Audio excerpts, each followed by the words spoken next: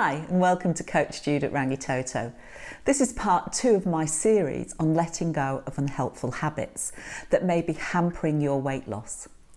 In today's episode, I'm going to talk about developing plans to supercharge your efforts once you've decided to give up one of those unhelpful habits. It would be nice if once we made a decision, we just let go of a habit with no drama, effort or any difficulty. Unfortunately, that isn't the reality that we face. However, being prepared for what to expect and knowing what actions you can take will have you motoring down the highway all the way to success. Stay tuned to find out how to develop a plan to make letting go of your unhelpful habit more successful.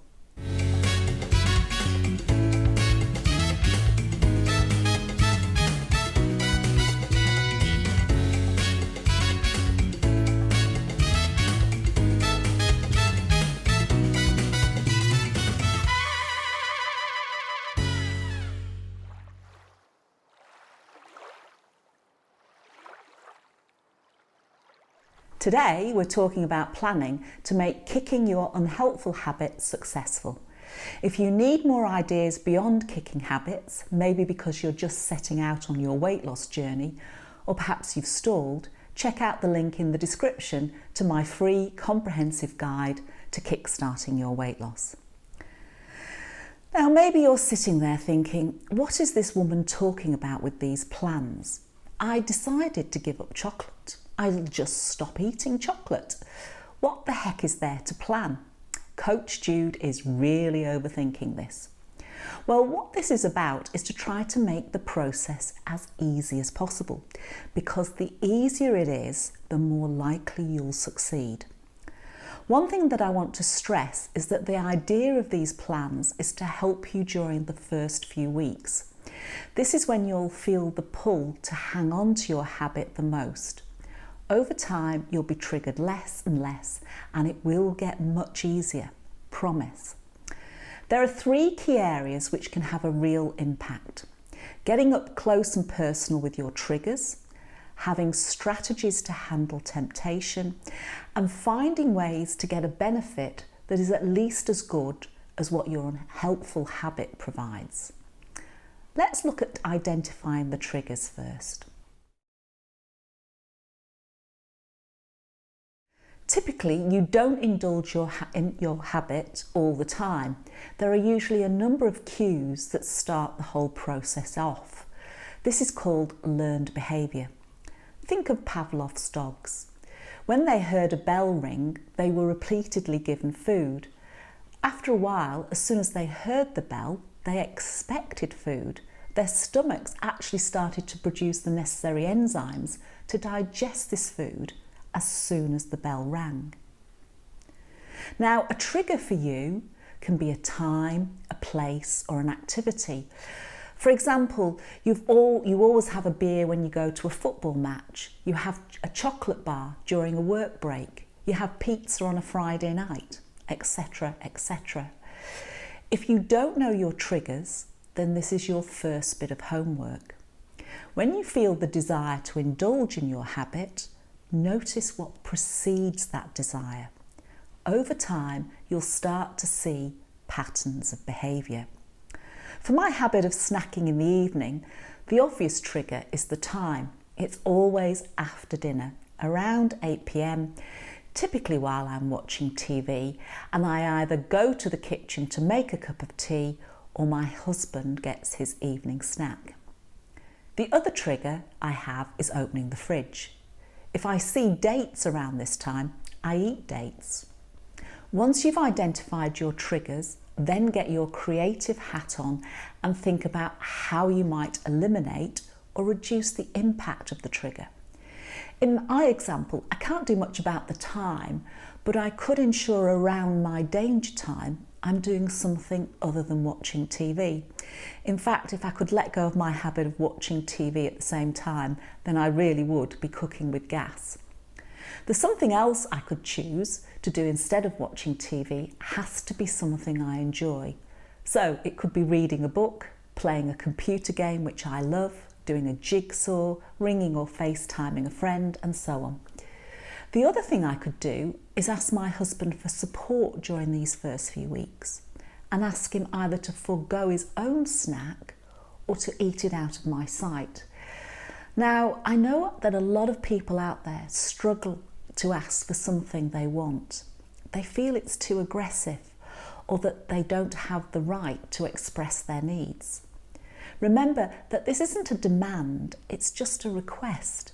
If my husband says no, then I just need to think of an alternative strategy, but there really is no harm in asking. Now let's turn to handling temptation. Having got some idea about how to reduce or eliminate your triggers, you're starting to get into a much better place. However, it would be overly optimistic to think that this would mean that you are never tempted to indulge in your unhelpful habit again. So what else can you do when that voice in your head says, I would really like chocolate, cake, or whatever your habit is? Well, one of the first things you can do is remove the tempting food from the house. Just don't buy it. Or if you do have to have it in the house, hide it at the back of the fridge or cupboard.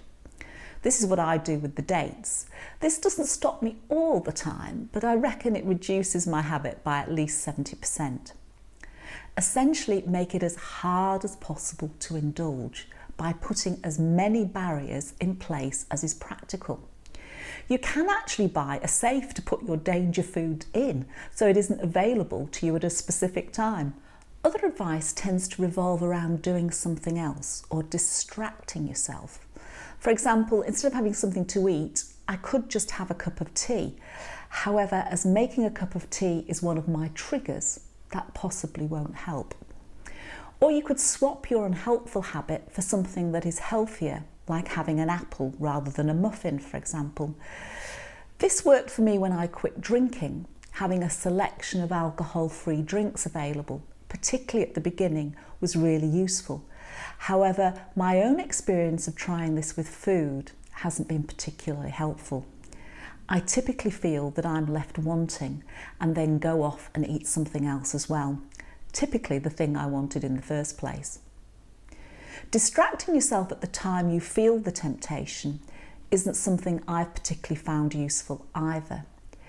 It is, though, very useful for preventing me from actually being tempted. For example, if I'm ironing while I watch the TV, I rarely feel the desire to eat. One of the most powerful ways that I have found works when you're feeling the temptation is just to sit with your desire and actually observe it. Now, this can feel really uncomfortable because at the time you feel a really strong compulsion to act that feels impossible to ignore. Every fibre of your body is screaming, go get that chocolate, cake, drink, or whatever you fancy, and to ignore the compulsion is almost impossible. The way to tackle it is to think about it ahead of time when you're not experiencing it. When you're calm and relaxed, you can think logically about what would actually happen to you if you resist your temptation or if you indulge. So let's take the scenario where you do indulge. If you're anything like me, this is something I've done frequently, so I know exactly what happens. Firstly, I feel a type of relief and satisfaction, particularly with that first bite. But the moment passes quite quickly, and invariably I feel mildly frustrated because as soon as I have eaten my snack, I typically regret doing so.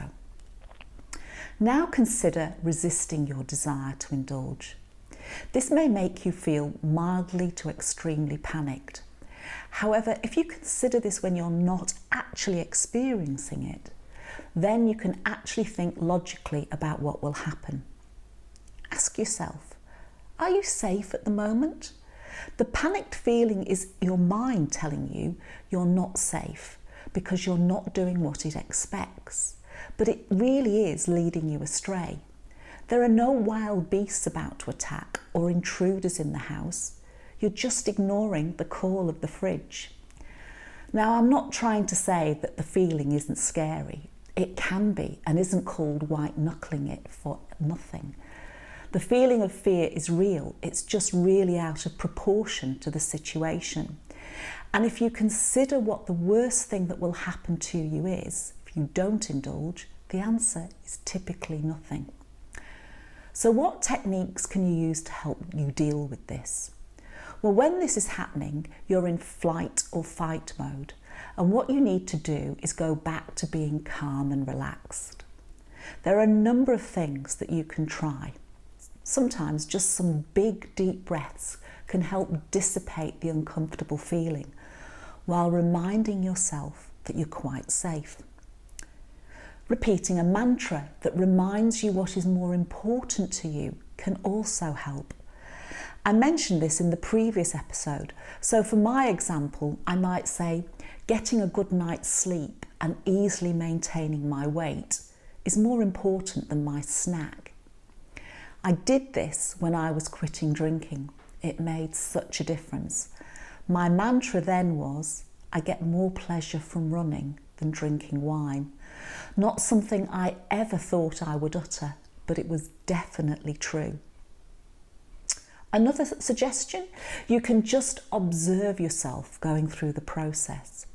I've included a link in the description to a short audio to listen to while you do this. This will help you relax and focus on where you're feeling the discomfort. What I found is that as you observe, the feeling changes in intensity as well as type. It might go from feeling like pressure to a tightness or a tension. Where you feel it might also change. By doing this, you realise that you are not facing down a big terrifying monster, more like a frightened kitten with its claws out.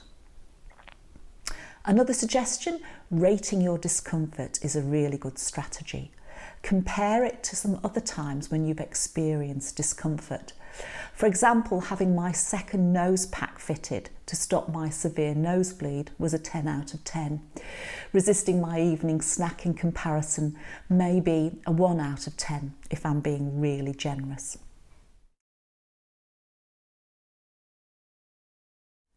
Finally, let's look at alternative benefits. At the moment, you clearly believe you have some benefit from your habit, otherwise you wouldn't be doing it. This is the point it can get really interesting, because you may realise, as I do, that the benefit is really very small. I realised, for example, that having a drink was about the same as having a cuddle from my cat Kiki. So how much of a benefit do you really get from your habit? Try to quantify it, compare it to other things that you do, and assess whether you get more or less pleasure from your habit versus an alternative activity.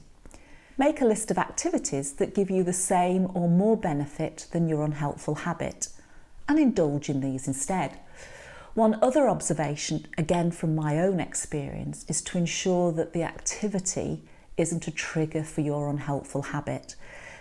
For example, like watching TV, and is something that you're going to do at that time of the day. For example, I get far more pleasure, i.e. benefit from running than snacking, but I ain't going to go for a run at 8:30 in the evening when I'm often in my PJs. But giving a friend a call and having a 10 to 15 minute chat might well hit the spot.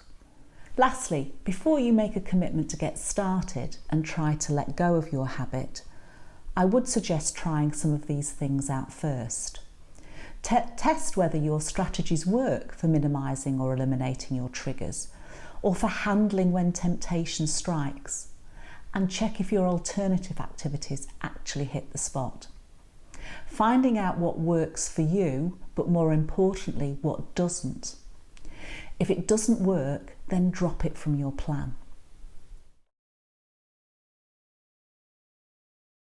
And remember, as I've said previously, letting go of an unhelpful habit is complicated, but the more effort you put into figuring out what you need to do to make it as easy as possible for you, the more likely you will be to succeed. And remember to be kind and patient with yourself. You adopted your habit over a period of time. Dismantling it will also take a period of time, but believing that you can do it will make that reality so much closer.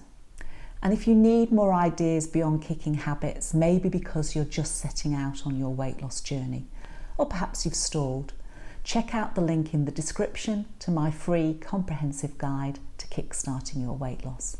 And on that thought, I'll leave you. As always, I thank you so much for your time. I really do appreciate it. Don't forget to like this episode if you found it useful, subscribe if you want to learn more, and do share your progress, your triumphs, and your insights with me. All the best. Until next time. Bye.